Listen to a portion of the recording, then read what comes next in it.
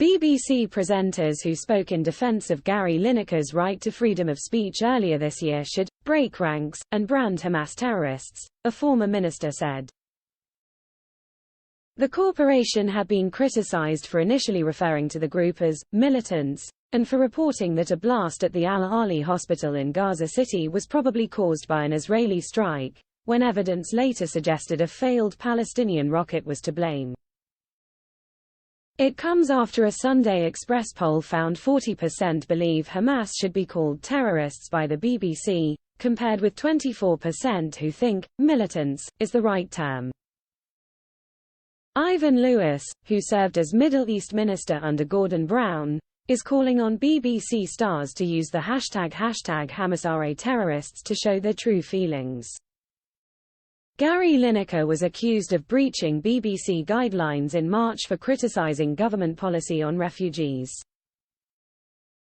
After colleagues and commentators expressed support for him, he was quickly reinstated as host of Match of the Day.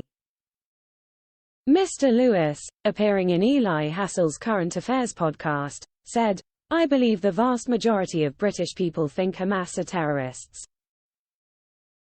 I am asking anyone who works for the BBC to have their voices heard and speak loudly and clearly."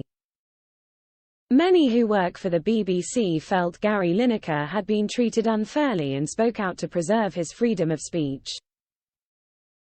They thought it was a question of moral principles, but why do those same principles not apply here? The Board of Deputies of British Jews met with the head of the BBC on Friday to express its outrage over the broadcaster's coverage.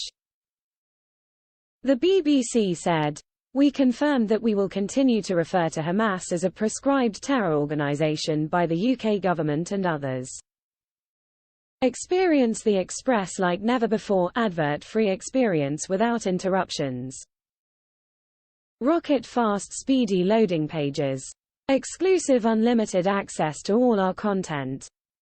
Start 30-day free trial."